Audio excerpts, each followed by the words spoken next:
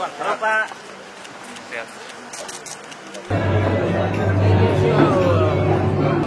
Kalau kita bawan ya, bawan jagung. Mas ini sate rembing juga mas. Sate rembingnya adalah khas sapi atau kambing. Satenya. Mau numpang ini. Waduh, ternyata mobilnya baru. Udah 8 bulan mas. Oh gitu ya. Dan memang benar penghematan luar biasa. Bener ya? Oh, ini mobil listrik ya? Iya. Awas lo kesetrum lo. Saya lagi disupirin ini. Aku sudah sehat selalu nggih. Ya.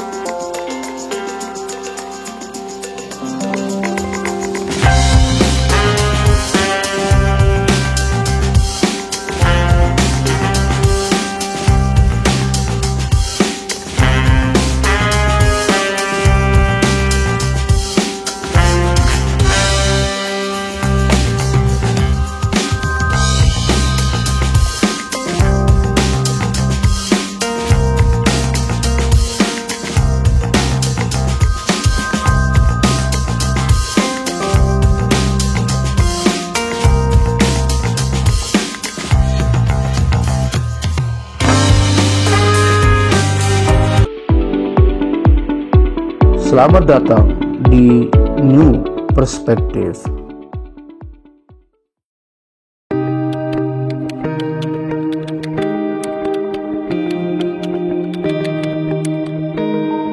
Assalamualaikum warahmatullahi wabarakatuh.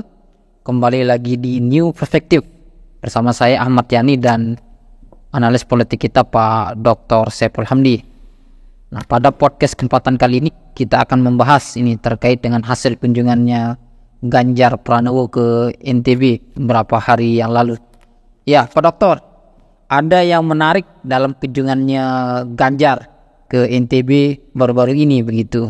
Di samping di hampir semua sudut di Pulau Lombok ini banyak kita lihat spanduk maupun baliho bertuliskan Ganjar TGB gitu. Dan ada juga beberapa momen yang cukup menarik juga ketika momen itu adalah ketika TGB menyupiri Ganjar, dan juga yang kedua itu ketika Ganjar secara spontan membuat vlog ketika TGB menyupiri dia begitu.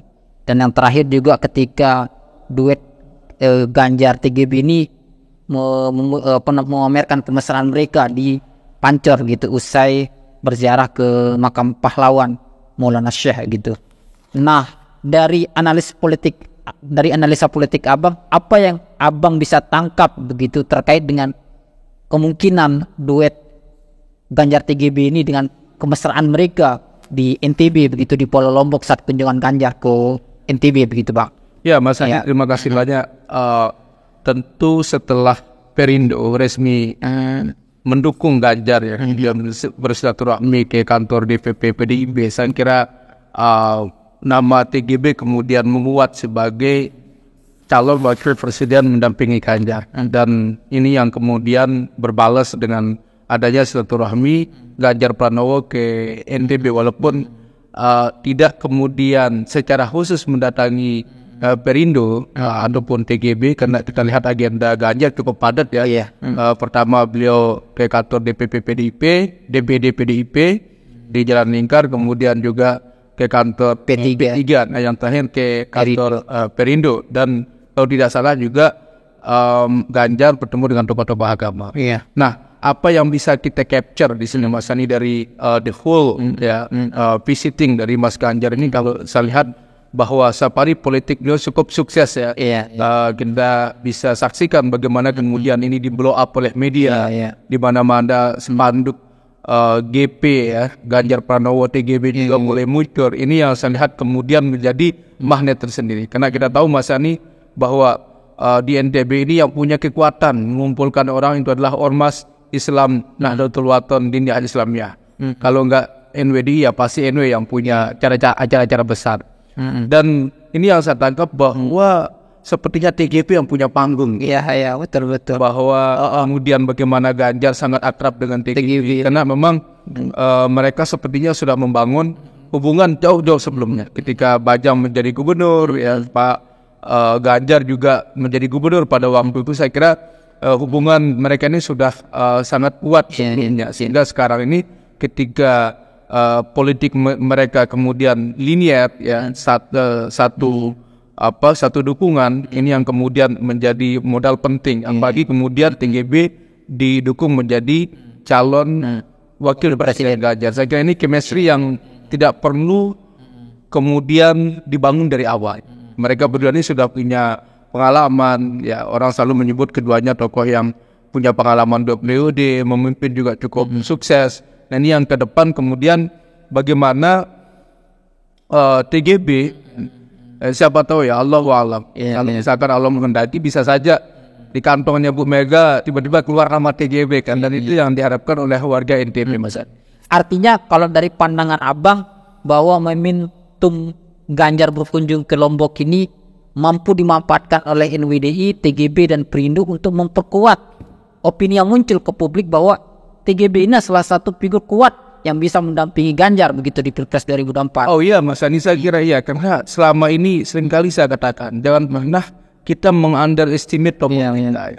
NTB memang pulau kecil dengan penduduk yang katakanlah cukup kecil ya, di level nasional. Tetapi sekali lagi yang ingin saya katakan adalah jangan sekali-kali kita meng-underestimate tokoh kita kemudian tidak punya peluang, karena ekor beliau ini panjang seperti yang dikatakan oleh Jokowi. TGB ini ekor beliau panjang, ada di Jakarta ya, hampir di seluruh provinsi ada cabang-cabang organisasi Nahdlatul Ulama di dunia Islamnya, belum pesantren mereka. Kemudian belum juga kita bicara Perindo yang kemudian juga mendapat ya blessing lah dari sosok TGB. Nah, saya melihat memang kemarin yang saya katakan tadi, sebenarnya TGB punya panggungnya dengan Ganjar di sini. Kita lihat kemesraan beliau di mobil ya, kemudian juga di peresian. Ini sepertinya bahwa mereka sudah saling mengenal. Kemudian keduanya juga lempar pujian, saling melempar pujian. Dan tentu masyarakat NTB sangat senang Pak Seni. Ada tokoh yang kemudian bisa berbicara di level nasional, dan TGB sendiri kita bisa lihat ya, tentu seandainya misalkan TGB jadi cawapres, maka kemudian ini menjadi modal yang besar buat Ganjar ya, untuk mensupport suara Ganjar. Tapi seandainya pun Mas Sani, TGB misalkan tidak ditakdirkan menjadi calon wakil presiden, tetapi TGB effect saya kira cukup besar sekali yang kemudian mempengaruhi suara Ganjar. Nah Bang, ada hal yang menarik juga disampaikan oleh Pak Ganjar begitu ketika di kantor DPD PDIP menggelar konsolidasi dengan pengurus dan kader PDIP. Beliau mengatakan bahwa beberapa kali pilpres, termasuk 2 kali pilpres yang diikuti Pak Jokowi, calon yang diusung oleh PDIP itu selalu kalah di NTB. Dan beliau tidak ingin hal tersebut akan kembali lagi terulang di Pilpres 2024. Artinya bahwa beliau menginginkan bahwa calon yang diusung oleh PDIP sekarang adalah dia harus menang di NTB. Nah, kalau dari analisa politik Abang ini dengan kunjungannya ke NTB yang kemarin yang luar biasa, antusias masyarakat, dan juga dengan adanya opini Ganjar TGB begitu, terus dan juga dukungan dari TGB dan dukungan dari Ormas NWDI, sejauh mana akan mampu mendongkrak elektabilitas Ganjar di NTB begitu, sehingga apa yang sebelumnya terjadi di Pilpres sebelumnya dengan kandidat PDIP kalah, tapi sekarang akan terbukti menang untuk di Pilpres 2024 di NTB gitu Pak. Ya Mas Ani, perlu kita ingat ya, kenapa kemudian calon yang didukung oleh PDIP, bahkan PDIP sendiri sulit sekali bersaing dengan partai-partai besar di NTB pada umumnya, karena memang kita punya sejarah yang panjang bagaimana Lombok dan NTB ini didominasi oleh Golkar hampir 32 tahun. Golkar punya suara yang sangat besar, dan setelah reformasi ternyata ini masih berlanjut walaupun muncul kemudian kekuatan-kekuatan lokal seperti partai yang diusung oleh NWDI maupun NW cukup bisa bersaing. Misalkan dulu ada Demokrat ya, yang suaranya juga cukup signifikan di NTB, lalu kemudian dari PBR yang ada di Anjani. Nah, ini yang saya lihat Mas Ani, bahwa dominasi Golkar ini kan bertahun-tahun. Bagaimana kekuatan Golkar sangat kuat di NTB. Nah, plus kalau kita lihat apa yang terjadi di masyarakat kita, bagaimana kemudian masyarakat kita ini kan sangat cepat percaya dengan hoax ya. Iya, iya. Bagaimana kemudian PDIP ini selalu ya mungkin kita anggap partai yang menjadi korban fitnah juga ya. Mereka selalu ada stigma PKI, komunisme begitu ya.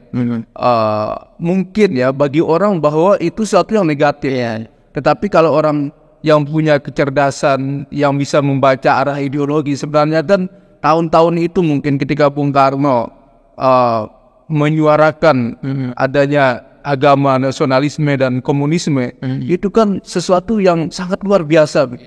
Bagaimanapun ideologi ini ya ketika memperjuangkan 3 hal itu, saya kira ini cukup dianggap tren lah pada waktu itu. Nah kemudian apa yang terjadi di kasus tahun 65 ini kan Bung Karno kemudian mengalami semacam eksekusi politik lah dari rezim Orde Baru pada waktu itu. Nah di ITB catatan saya Mas Ani, tentu kemudian apa yang dikatakan oleh Pak Ganjar mungkin kalau kita lihat ini menjadi PR besar lah buat teman-teman PDIP dan tentunya buat partai pendukung Ganjar sendiri supaya bagaimana suara Ganjar bisa naik. Saya kira yang pertama yang perlu dilakukan adalah adanya sosialisasi bahwa PDIP juga dekat dengan tokoh-tokoh agama. Nah, cuman Mas Ani yang saya lihat bahwa PDIP belum mampu mengkapitalisasi sebenarnya apa yang kemudian mereka lakukan untuk menggait umat Islam. Misalkan contoh begini, ketika mereka menolak Israel, sebenarnya ini bisa menjadi panggung yang bisa dimainkan Untuk meraih simpati pemilih Islam. meraih simpati umat Islam. Misalkan begini, MUI juga menolak misalnya. Kenapa mereka gak ngomong begitu gitu? MUI, belum PKS juga menolak Israel. Tetapi seolah-olah kemudian PDIP sendiri yang menolak begitu ya. Timnas Israel yang kemudian menjadi menjadi problem lah di pemerintahan Jokowi, karena Jokowi sudah lama mendesain itu adanya event internasional. Nah sekali lagi Mas Ani, setelah kedatangan Ganjar kita lihat bagaimana antusiasme kemudian euforia politik yang ada di masyarakat kita. Saya yakin bahwa suara Ganjar akan bisa bersaing. Apalagi TGB dengan Perindo dan NWD-nya sangat solid di tingkat bawah. Tidak boleh ada suatu suara pun misalkan yang harus keluar mendukung calon lain. Yang menarik juga ini Bang, hasil surveinya IPO yang menyebutkan bahwa setelah muncul opini TGB sebagai cawapresnya Ganjar ini, cenderung kan duet Ganjar TGB ini secara elektabilitas mengalami penguatan gitu. Hal itu dibuktikan dengan tren adanya elektabilitas yang terus naik dari kedua tokoh ini pasca opini ini mulai muncul begitu, termasuk survei terakhir begitu Bang. Nah seperti apa tanggapan Abang? Kalau dari hasil survei IPO ya, itu kan sekitar 20 nama kandidat calon wakil presiden dan ini pertama kali TGB kemudian disurvei. Dan hasilnya cukup bagus. Beliau kalau tidak salah itu 1,9%. Lumayan lah untuk pertama kali disurvei karena TGB belum pernah disurvei selama ini. Ya Mas Ani, tentu duet TGB seperti yang sering kita diskusikan ini bisa melengkapi lah profilnya Bang Ganjar. Bagaimana kemudian NWDI juga punya ideologi selain dianggap sebagai organisasi yang religius, juga punya ideologi kebangsaan. Bagaimanapun bahwa mulai dulu ketika menciptakan organisasi Islam ini itu harus berlandaskan agama dan nasionalisme itu harus beriringan. Tidak boleh kemudian dipisah-pisah. Nah terkait dengan peluang TGB Mas Ani, saya yakin bahwa ini ada rahasia, bukan rahasia sebenarnya. Saya juga membaca data ya, orang selalu menganggap TGB itu adalah putra asli Lombok, padahal kalau kita lihat dari nenek beliau istri nenek beliau itu istrinya Maulana Syekh. Nah bapaknya orang Jawa, guru ngaji dari Jawa yang kemudian berhijrah ke Lombok. Artinya ada darah Jawa, gitu ya. Nah ini yang kemudian mungkin kenapa kemudian selalu kita membedakan Jawa dan non Jawa. Artinya mungkin ini yang publik banyak tidak tahu begitu. Ternyata bahwa TGB ada darah Jawa juga di sini. Ya itu memang fakta ya. Kita tidak kemudian membuat-buat, tapi itu fakta yang terjadi, fakta yang sebenarnya dari nenek ya, silsilah dari nenek beliau, dari pihak perempuan ya. Nah ini yang kemudian mungkin bisa kemudian mengubah ya peta image selama ini bahwa TGB selalu identik dengan Lombok. Oke. Bisa saja beliau mau milih Jawa, tapi Jawa bagian mana gitu kan. Nah itu mungkin bahwasannya harus lihat. Peluang beliau cukup besar dan seperti yang kita katakan tadi bahwa kemesraan Ganjar TGB ini cukup punya power lah untuk di NTB. Pertanyaan terakhir, Pak. Kalau kita lihat sebaran dukungan dari ormas besar di NTB ini kan hampir semua merata begitu. Misalnya ya Topa ke Anies Baswedan, terus NW ke Prabowo, dan NWDI ke Ganjar. Nah, dengan komposisi seperti ini, seperti apa Abang melihat nanti kompetisi pertarungan para kandidat capresnya di NTB begitu, Bang? Nah ini saya kira tambahannya begini Mbak Sani. Memang kalau dari segi ormas ini cukup berimbang. Iya, berimbang lah. Bahwa ada NWDI kan di backup sama NU mendukung Ganjar ya. Sebagian besar kalau kita lihat tokoh-tokoh NU mendukung Ganjar Pranowo. Jadi NU dan NWDI. Nah kemudian NW sendiri mendukung Prabowo Subianto. Kemudian ada Yatopa.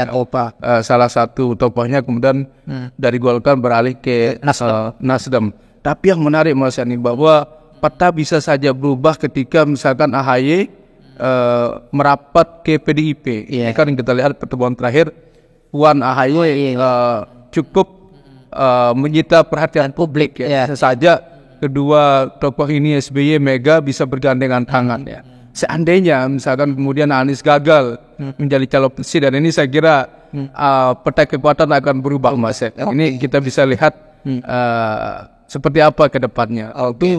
Seandainya misalkan AHY jadi bergabung ke PDIP, saya yakin bahwa suara Ganjar mungkin bisa memenangkan Pilpres di NTB. Apalagi PKS masuk PDIP misalnya. Kita nggak tahu namanya politik ya. Politik kan selalu dinamis. Walaupun mereka berbeda ideologi, yang satu terlalu rajin ngaji agama, yang saat ini lagi PDIP ngaji ideologi misalnya. Tapi kan pada prinsipnya sama kan mereka ini ingin memajukan bangsa.